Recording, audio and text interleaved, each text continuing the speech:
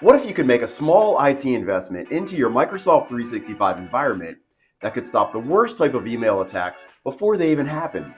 In this video, you'll learn how a relatively inexpensive Microsoft 365 add-on license can help prevent the worst type of targeted cyber attacks, such as business email compromise, credential phishing, ransomware, and malware.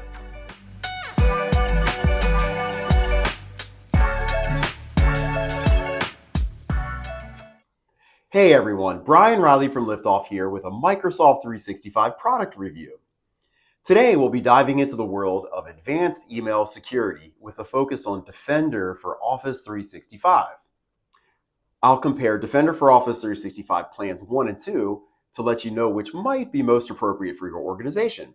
I'll also show you how to configure Defender for Office 365 to protect your organization against bad links, bad attachments, and impersonation attacks. Before we jump in, just a quick intro. Many of you know us by now, but just as a reminder, LiftOff helps organizations get started with their Microsoft 365. We specialize in licensing for the Microsoft Commercial Cloud, the Government Community Cloud, and even the gcchigh. We can help you with your data migrations to the cloud and get you trained up on everything having to do with Microsoft 365. Microsoft Defender for Office 365 is an email filtering service that helps protect your organization against advanced threats such as phishing, malware, and impersonation attacks. It also includes tools for investigating and remediating against attacks. There are 2 plans to choose from with Defender for Office 365, plans 1 and 2. Plan 1 costs about $2 per user per month. It's a little more if you're in the gcchigh. This is a one-for-one type of license, meaning that you'll want a Defender license for each active staff member that has a mailbox. You get a bunch of great features with Plan 1, but 3 really stand out. First, Safe Attachments routes all inbound emails with attachments to a detonation chamber, where Microsoft is going to expose that attachment to see if it's safe or malicious. Bad attachments are, of course, blocked. Next, Safe Links provides URL scanning and rewriting of inbound emails containing links to be sure that they're safe. Any malicious links are blocked, ensuring your users don't accidentally click on bad URLs. Finally, impersonation protection for users and domains offers enhanced level of protection for sensitive staff in an organization. Think the C-suite. In a whaling attack, an unsuspecting recipient, usually in accounting or finance, might get an email purportedly from the CEO or the CFO asking for a wire to be sent, or maybe for a bunch of gift cards to be purchased. Impersonation protection might prevent such attacks. Now, let's move on to Defender for Office 365 Plan 2. Plan 2 includes all the features of Plan 1, plus a couple of interesting add-ons. It costs about $5 per user per month, but it also comes bundled in the Microsoft 365 E5 if you happen to have that license. It adds some nice features such as automated investigations and advanced threat hunting to help organizations better understand their threat landscape. But the real selling point of Plan 2 is Attack Simulator. Attack Simulator is a security awareness training tool that can help educate your end users on how to spot a suspicious email. If you're already paying for a third-party tool such as KnowBe4, this possibly could be a cost savings for you. Once you purchase Defender for Office 365, you're going to want to get it configured. There are some Microsoft default settings that are automatically enabled once you buy the license. However, here at LiftOff, we prefer to create customized policies to really optimize the power of these licenses. Let's go. Let me show you how to do that. Okay, let's configure Defender for Office 365 Plan 1. I'm not really going to show you Plan 2 just yet, but in a future video, I will get into how to configure the Attack Simulator, which is the big part of Plan 2. But for now, let's focus on Plan 1. First thing I want to do is log into my Microsoft 365 Admin Center. What I'm about to show you works whether or not you're in the Commercial Cloud, the GCC, or the gcchigh. Once logged in, let's go to the Security Admin Center. On the left side, under Email and Collaboration, we'll go to Policies and Rules, and then Threat Policies. The first thing we want to look at is the anti-phishing policy. Click here. Okay, There's a anti-phishing default policy that's already built here. I'm going to go ahead and use this one. If you want to, you can create your own, but this is just easy enough to use the default policy, and we'll make our adjustments here. Now here I have a bunch of options. I want to click on Edit Protection Settings. And the first thing we'll look at is the phishing email threshold. By default, this is going to be set for 1, which is standard. If you want to be a little bit more aggressive with how Microsoft is trying to identify phishing emails, you can definitely bump this level up if you want to and be a little more aggressive. I'm going to go ahead and leave it at standard here. Now, if you don't have Defender for Office 365 Plan 1 or Plan 2, you're not going to see these extra options here, which is the impersonation protection part of the Defender license. So let's first configure the user impersonation. Notice here that I do not have this checkbox checked. I do want to check that. And I have the ability to add up to 350 people to protect with this enhanced impersonation protection. If I click Manage Zero Senders and then add a user, I can actually start adding in some of my VIPs at the company. Now, if I have a small company, I might as well just go ahead and put in everybody. If I have a larger company, there's really no way to do this in bulk, so this might take a little bit of time, and maybe you only want to focus on the C-suite or other VIPs. You definitely want to get your CEO in here, your CFO, your president, any of the higher ups, because they're the ones that are going to be targeted by the bad guys with this impersonation attack. This is the attack that would basically mimic what their display name would look like on an inbound email, typically to a finance person or maybe to the accounting person, asking for money, a wire transfer, gift cards, whatever. So let's add some protection for some of our VIPs here. If I come to the email field, I'm going to start typing in Tom. Tom's my CFO here. So there it is. And then it immediately populates the display name here. Let's put another person in here. How about Ron? Ron's our CFO. We'll get Ron in there and then add. So now I've got 2 people that I'm protecting with impersonation. Again, you can do up to 350. Definitely focus on your VIPs. And then when you're finished, click on Add and then Done. The next area is domain impersonation protection. I'll go ahead and select that, and then I'll automatically include the domains that I own. If I want to see what those are, I can just click this option here.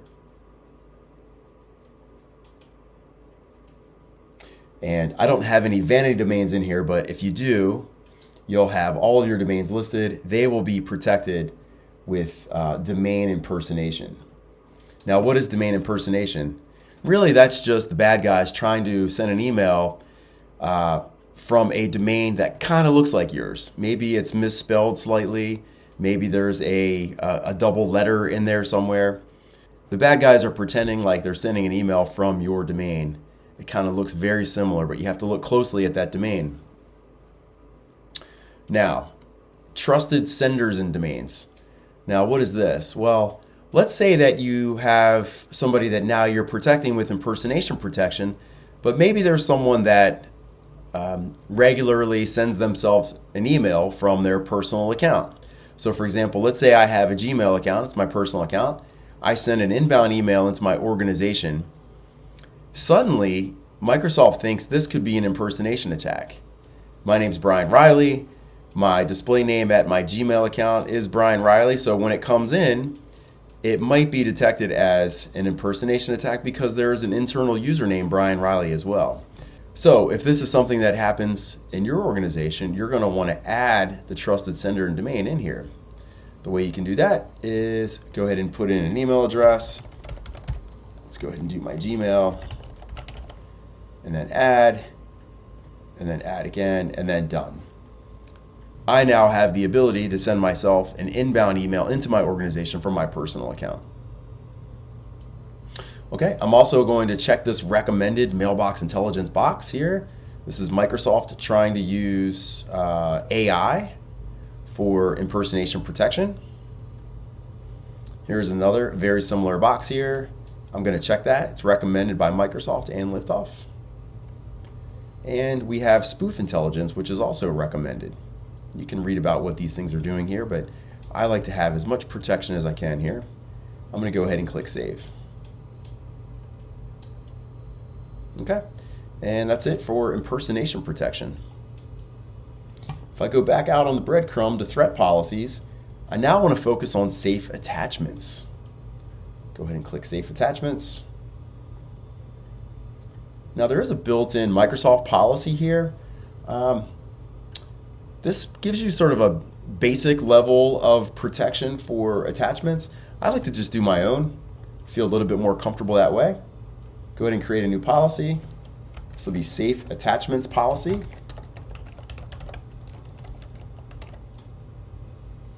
Put a description in if you want and click next. What users do I want to protect? Groups or domains? Well, if you want to protect everybody at the domain level, you just go ahead and put in all of your domains here. Now again, we only have the one sort of test domain. This is a test tenant. I'll go ahead and put that in there, but you might have 2 or 3. You really should put in your own Microsoft and any vanity domains that you have. Add them all here, okay? We want everybody to be protected. Click next. Now we have a few options when Microsoft is looking at inbound emails with attachments. First thing we can do is nothing, so we'll leave it off. That doesn't sound very useful, so we'll move on. If I would just want to do sort of a monitoring phase, a testing phase with Defender to see how attachments behave or blocked attachments behave, I can choose monitor and track the results. My recommended option is to block current and future messages and attachments with detected malware. I just don't want to allow that. Microsoft thinks an email with an attachment is bad, just block it. The other option is this interesting dynamic delivery option where the email will immediately be delivered, and then after a few minutes of scanning the attachment, Microsoft will reattach the file to the email after that scanning is done. So that's kind of interesting. I like blocks. I'm going to go ahead and use that. Leave the quarantine policy at admin only, and I do not want to allow redirection of any emails that contain bad attachments.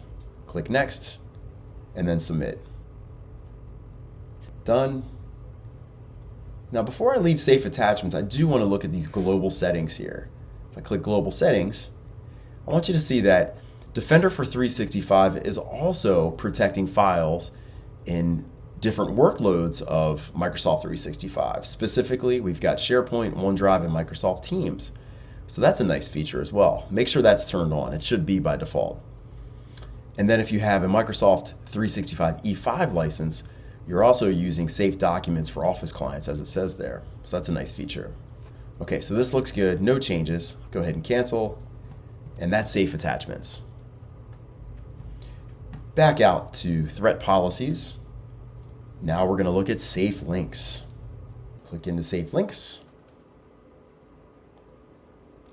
Again, there's a built-in policy here. I'm just going to create my own.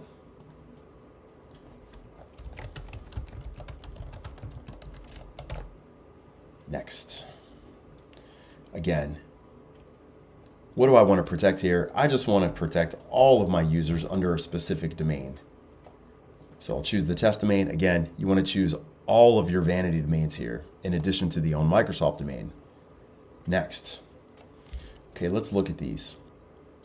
Yes, I want to turn this on for safe link checks for known malicious links. When a user clicks links in the email, URLs are going to be rewritten. We're going to apply the safe links to email messages sent within the organization, real-time URL scanning for suspicious links, wait for URL scanning to complete, do not rewrite URLs, do the check via safe links API policy only. That's what I prefer to do. You can read about these options if you like and tweak them if you want, but I think the default options are good. In addition, we're performing safe link checks on messages in Teams, Office 365 apps. Moving down here, I like to track the user clicks here, but I do not want to let users click through to the original URL if it's a bad link. So I'm going to go ahead and deselect that. I'll choose next. The default notification text is fine for me. If a user clicks on an email with a bad link, I'm just going to use the Microsoft default text. You can create your own if you want. Next. Submit. And that's it. That's the configuration for Defender for Office 365 Plan 1. We looked at impersonation, which is under the anti-phishing policy, safe attachments, and safe links. Watch out for future videos where we talk about the attack simulator and other features of Plan 2. So, what do you think? Can Defender for Office 365 better protect your organization against advanced email threats? Which plan is best for you, 1 or 2? Ultimately, it comes down to your organization's security needs, the level of protection you require, and of course, your budget. If this video added to your understanding of Microsoft 365, please consider liking, commenting, and subscribing to our YouTube channel.